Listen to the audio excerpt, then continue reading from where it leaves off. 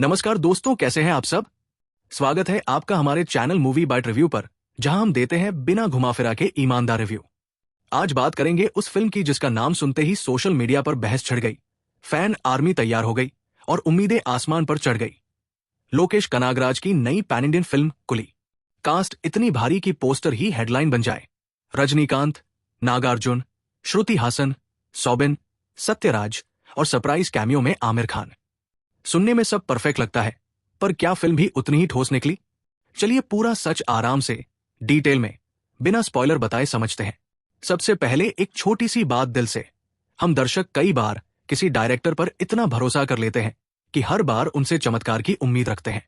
भरोसा करना गलत नहीं, मगर अंधा भरोसा कई बार थिएटर से निकलते ही दुख देता है। कुली देखते समय भी कुछ ऐसा ही महसूस हुआ। स्क्रीन पर बड़े बड़े नाम, गेस्ट अपीयरेंस, बड़े सेट्स और शोरशराबे वाले एक्शन मोमेंट्स, ये सब आपको उसी वक्त थोड़ी देर के लिए जोश दे देंगे। भीड़ में बैठकर तालियां बजेंगी, सीटियां भी निकलेंगी। लेकिन फिल्म खत्म होने के बाद जो एहसास रहता है वो ये कि ये लोकेश कनागराज के लेवल की फिल्म नहीं लगी। ईमानदारी से कहूं तो उनके करियर की कमजोर फिल्मों में से एक है। अब आप कहेंगे, भाई इतने स्टार्स है, इतना बजट है तो मजा क्यों नहीं आया? असल दिक्कत कहानी और राइटिंग में है। मेकर्स ने ट्रेलर में प्लॉट ज्यादा खोला नहीं था, और स्पॉइलर देने का मेरा इरादा भी नहीं है, इसलिए बस इतना समझ लीजिए कि कहानी नई नहीं लगती। हमने इसी कॉन्सेप्ट को अलग अलग रूप में कई बार देखा सुना है। नई फिल्म तब काम करती है जब पुराने सेटअप में ताजा एंगल, ढंग की प्रॉपर बिल्डअप और मजबूत इमोशन मिले। यहां वही तीनों चीजें ढीली है। स्क्रीन प्ले सीधा सादा नहीं, बल्कि बिखरा हुआ लगता है।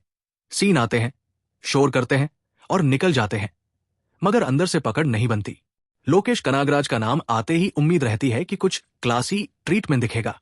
टाइट राइटिंग, किरदारों की साफ मोटिवेशन और ऐसे मोमेंट्स जो थिएटर के बाहर भी दिमाग में घूमते रहें। कुलीर में ये सिग्नेचर क्वालिटी बार बार मिस होती है। कई बार लगता है जैसे फोकस कहानी से हटकर सिर्फ बड़ा दिखाने पर चला गया।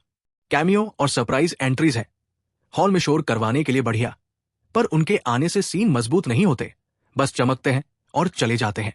आप जिस सीन को याद रखें उसके पीछे या तो प्लॉट की ठोस वजह होनी चाहिए या किरदारों की भावनात्मक तैयारी। यहां दोनों की कमी खलती है। किरदारों की बात करें तो सबसे पहले रजनीकांत। उनका स्टार प्रेजेंस अपने आप में हाफ टिकट वसूल करवा देता है, पर यहां उनका रोल उस ऊंचाई तक जाता ही नहीं जहां वो सच में चमके। उनकी एंट्री, स्टाइल और कुछ पंचलाइंस काम भी करती है, लेकिन रोल की लिखाई में गहराई नहीं है, इसलिए कई सीन बस आते जाते लगते हैं। दूसरी ओर नागार्जुन, शानदार स्क्रीन कमांड, बढ़िया परफॉर्मेंस, मगर स्पेस कम। सच कहूं तो इस फिल्म में सबसे पॉलिश्ड एक्टिंग वही देते हैं, लेकिन किरदार ऐसा नहीं लिखा कि आप उनसे भावनात्मक रिश्ता जोड़ पाए। श्रुति हासन और सत्यराज के पिता पुत्री वाले एंगल को ठीक से जमने का मौका ही नहीं दिया गया। थोड़ी तैयारी होती, कुछ सीन और सांस लेते, तो वही ट्रैक फिल्म का दिल बन सकता था। सौबिन जैसे टैलेंटेड एक्टर का भी उपयोग सीमित लगता है, याद रहने लायक परतें नहीं मिलती। अब आती है सबसे बड़ी क्राइटेरियन, एक्शन। लोकेश के फैंस जानते हैं कि उनके एक्शन ब्लॉक्स अक्सर भीड़ को दीवाना कर देते हैं। मास्टर हो, विक्रम हो या लियो, कम से कम एक ऐसा सेट पीस मिल ही जाता है जो बाहर निकलते समय भी बातचीत का हिस्सा बना रहता है। कुली में एक दो सीक्वेंस ठीक लगते हैं, पर वो वाह वाला पल गायब है।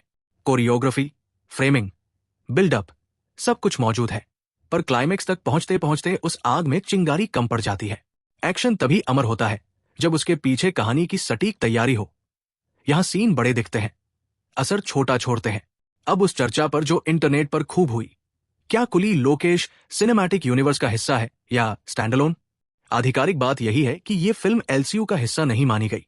मैं भी इसी उम्मीद से हॉल गया था कि यूनिवर्स कनेक्शन नहीं तो कम से कम एक साफ सधा हुआ स्टैंडअलोन नैरेटिव मिलेगा।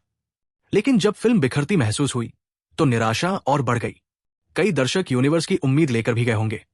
उन्हें भी साफ बता दूं, यह फिल्म अपने दम पर खड़ी होनी चाहिए थी, पर वही सबसे बड़ा इम्तिहान ये पास नहीं करती। राइटिंग की ईमानदारी पर भी बात जरूरी है।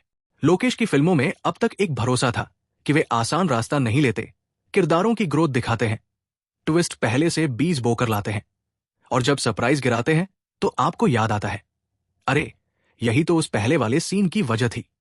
कुलीर में एक दो ऐसे ट्विस्ट रखने की कोशिश हुई है जिनमें किसी किरदार को पहले कमजोर दिखाकर बाद में ताकतवर रूप में पेश किया जाता है, लेकिन ग्राउंड वर्क कम है। जब तैयारी ही नहीं तो ट्विस्ट का असर कैसे बैठेगा? आप दर्शक मन ही मन पूछते रह जाते हैं, ये अचानक कैसे हो गया? कैमियो की स्ट्रैटेजी पर भी दो शब्द। बड़ी फैन फॉलोइंग वाले चेहरों का अचानक आना वाकई हॉल में ताली दिलवा देता है। यहां भी वही होता है।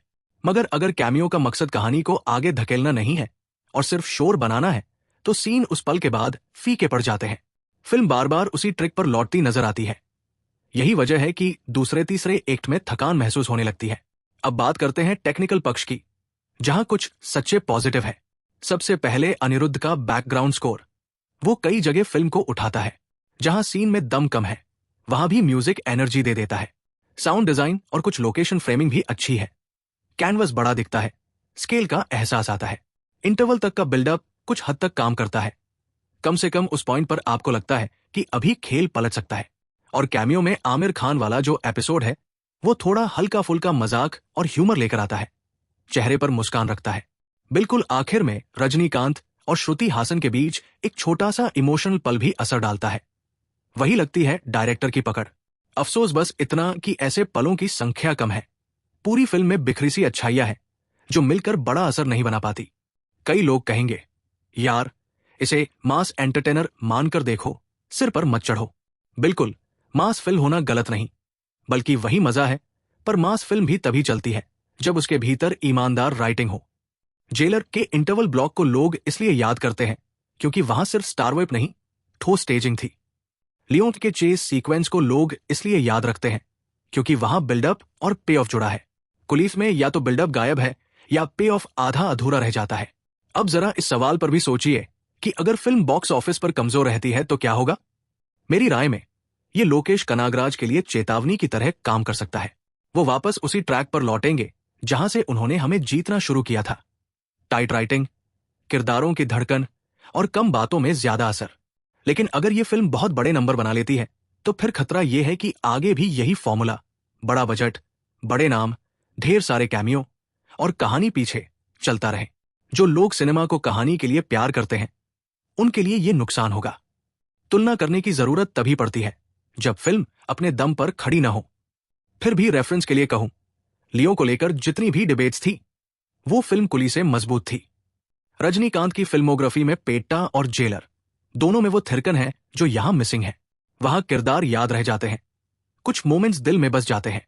कुली में आप थिएटर से निकलते वक्त शोर याद रखते हैं, पर किरदार और उनके फैसले दिमाग में नहीं टिकते। क्या ये फिल्म पूरी तरह बेकार है? नहीं। फर्स्ट हाफ में इधर उधर कुछ एंटरटेनिंग चिंगारियां है, म्यूजिक अच्छा है और स्टार पावर अपना काम करती है। पर जब आप टिकट का पैसा और समय जोड़ते हैं तो उम्मीद रहती है कि जोश के साथ कुछ ठोस कहानी भी मिले। वही कुली पीछे रह जाती है। यही वजह है कि मैं इसे एवरेज से नीचे का अनुभव मानता हूं। वॉचेबल मोमेंट्स है पर यादगार नहीं। तो अब सीधा कंक्लूजन, कुली अपने बड़े नाम और बड़े वादों के बावजूद अंदर से हल्की लगती है। लोकेश कनागराज की क्षमता हम सब जानते हैं, इसलिए ये और ज्यादा चुभता है कि उन्होंने इस बार आसान रास्ता चुना, साइज बढ़ाया, सोल हल्का रख दिया। उम्मीद है अगली फिल्म में वे फिर वही सिनेमा लाएंगे जिसके लिए उन्होंने फैन बेस कमाया, कम शोर, ज्यादा असर। आपकी बारी। आपने कुली देखी? आपको क्या लगा? मैं ज्यादा सख्त हो रहा हूं या आपको भी कहानी और स्क्रीन प्ले में कमी महसूस हुई? नीचे कमेंट में दिल खोलकर लिखिए, मैं सब पढ़ता हूं और अगले वीडियो में कुछ बेस्ट कमेंट्स भी फीचर करूंगा। अगर ये ईमानदार रिव्यू आपको काम का लगा हो तो वीडियो को लाइक और शेयर करना मत भूलिए। और अगर आप पहली बार मूवी बाइट रिव्यू पर आए हैं तो चैनल को सब्सक्राइब करके बेल आइकन जरूर दबाइए। यहां आपको मिलते रहेंगे सटीक, सरल और बिना पक्षपात के रिव्यू। मैं हूं आपका होस्ट। आप देख रहे थे मूवी बाइट रिव्यू। मिलते हैं अगले एपिसोड में एक नई फिल्म और नई बातचीत के साथ।